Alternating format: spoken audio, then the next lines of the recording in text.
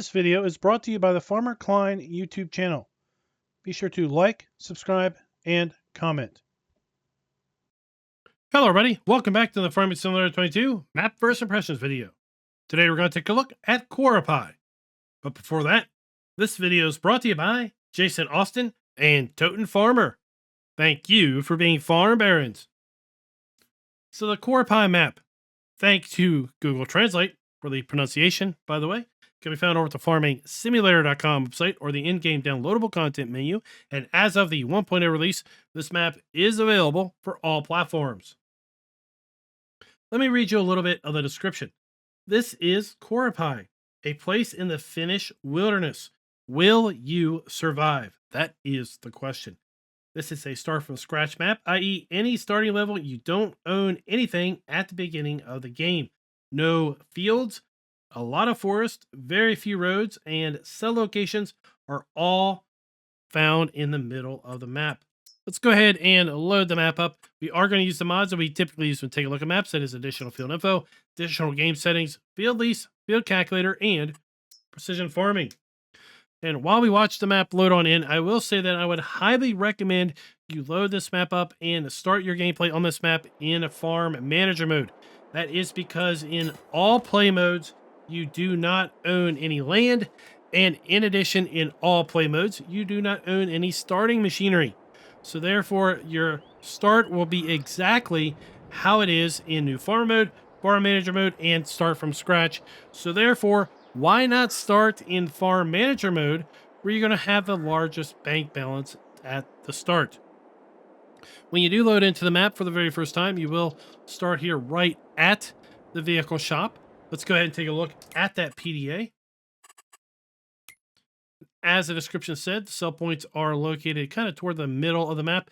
This is a standard sized map. And if we take a look at our lands area, you'll see that this map is separated up into 60 buyable farmlands, with farmland 1 being in the northwest and farmland 60 being in the southeast. And we can buy every bit of this map, should we so wish, including the main town area.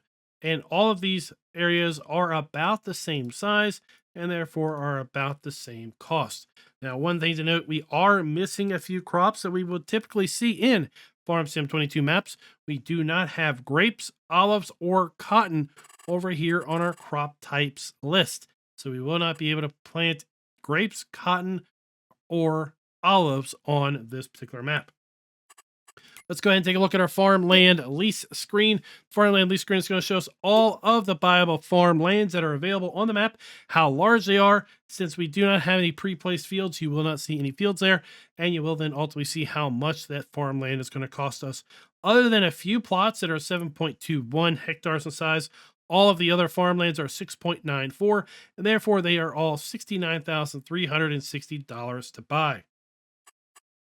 Taking a look at our field calculator screen, we once again confirming we do not have any fields pre-placed on this map. And as such, we will really not have the need to expose the soil map, because exposing the soil map isn't really going to show us anything, because once again, there are no predefined fields on the map. This map is making use of the generic soil map that is a part of the precision farming mod. So when you do go and create your fields, if you envision what the generic soil map is going to look like, then you will then have an idea as to what type of soil you're going to have once you do create your fields. Taking a look at our crop counter, we do have a custom crop counter available on the Korpi map. And as you will also notice, we are missing cotton, grapes, and olives from the crop counter because, again, they have been excluded from the map entirely. Also note sugarcane here, we do not have a plant or harvest season. So if you are playing with the crop counter enabled, then you will not be able to put down sugarcane. If you do play with the crop counter disabled, though, then there is nothing keeping you from planting your sugarcane and harvesting that. But as you will notice, as we get down here to our prices screen, we do not have the ability to sell sugarcane. We do have the ability to sell all of the other crops that are available on the map, but we do not have the ability to sell sugarcane. Therefore, we will be deducting a few bits of a point from this map's ultimate score as a result. Now, if you are going to do animals, because there are no animals at the start on this map, we do have the ability to sell our eggs, wool, and milk. We also have the ability to sell our silage, hay, straw, and grass. And then as we take a look down through our base game production items, we do indeed have the ability to sell all of the base game production items that are available on the map, with a few exceptions. And those exceptions are noted as olive oil, because we can't do olives. We also can't do raisins or grape juice because, again, we can't do grapes. But one thing that is interesting is we also have no lime bulk sell point. So if you want to do lime, you will need to be buying lime pallets. And in addition, we do have a place to sell our stones. So we will be able to do stones if we turn stones on and not have to put our own stone sell point down.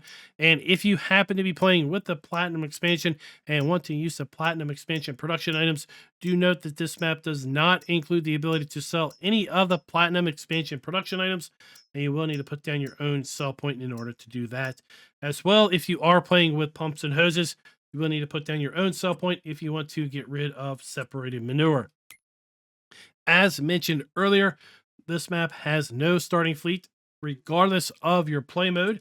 In addition, this map does not have any starting animals. We do not have any contracts because we do not have any predefined fields, and we also do not own any production chains at the start.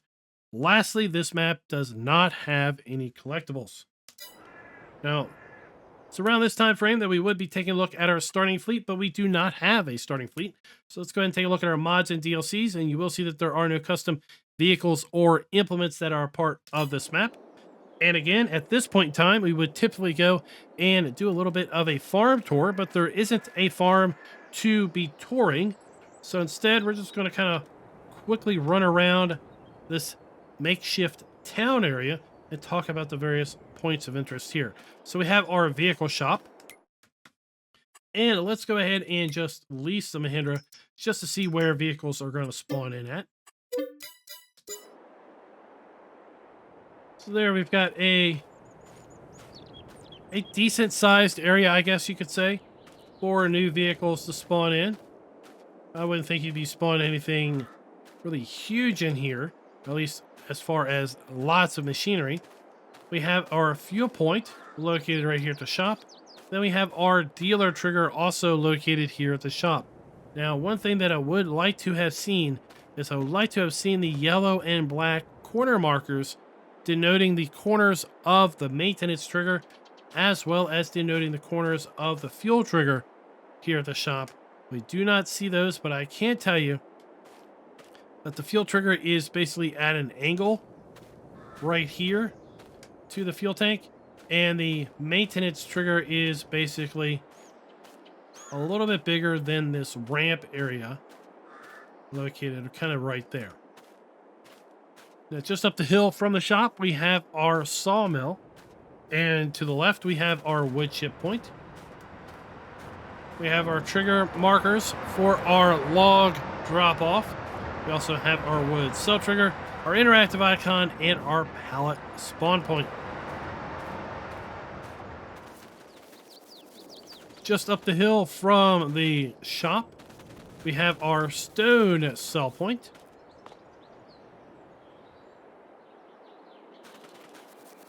And then just down the hill from the shop, we have our animal dealer.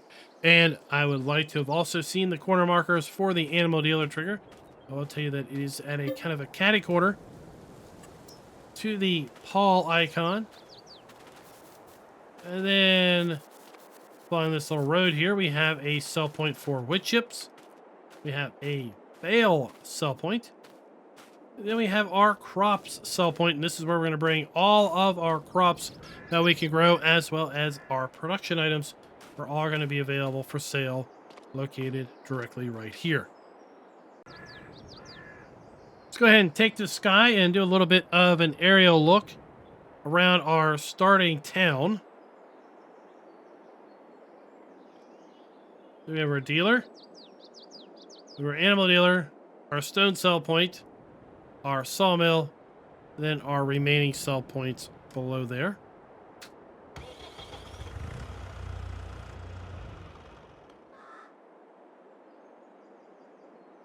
Now, there are a few areas where we do have bridges pre-placed coming over the waterways. But don't fear, these are not your only ways across the river. We do have the ability, and I have tested this, we do have the ability to buy the land or lands that cross the riverway.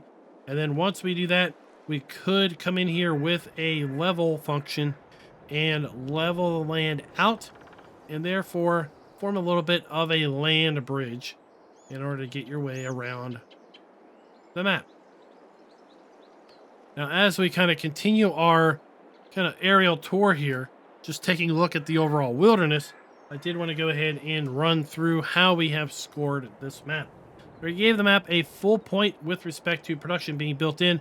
Now, while there is only one production item pre-placed on the map, and that is a sawmill, we do have the entirety of the map, given the fact that it is a wilderness style map, in order to place additional production items down. So therefore, we are going to go ahead and give the map a full point, because the scoring metric does define production being built in or areas set aside for such. With respect to base game crops, animal outputs, and production items to be able to be sold, we are not going to deduct points, because the fact that cotton, grapes, and olives have been physically removed from the map. But what we are going to deduct points for is the fact that we do have, conceptually, the ability to plant sugarcane if we disable the crop calendar, but we do not have the ability to sell sugarcane regardless if the crop counter is enabled or disabled. So we are going to give the map just 3/4 of a point there. We are going to give the map a full point, as we typically do with wilderness style maps, with respect to can the farm be customized, because, well, there is no starting farm, so therefore you have the ultimate in customization. You have the ability to build out your own starting farm, and buildings where appropriate are indeed using the new texturing technique. The few buildings that are pre-placed on the map are FS22 style buildings, and we also have standard FS22 ground textures. So we are going to be giving the map a full point there as well. And then that is going to bring us to our final scoring metric, and that is trigger and player interactive areas being clearly marked. And that is where this map is going to fall apart just a little bit as well, because I do wish that we had corner markers, as I mentioned over here at the shop. Also wish we had those corner markers at the animal dealer, as well as at the fuel point. So we are going to give the map just 3/4 of a point there on that metric. And that's going to score this map a 4.5 out of 5. A rather respectable score nonetheless. What are your all's thoughts with respect to wilderness maps, and with respect to this map specifically, Korpi? Let me know down in the comments below. And until next time, happy farming.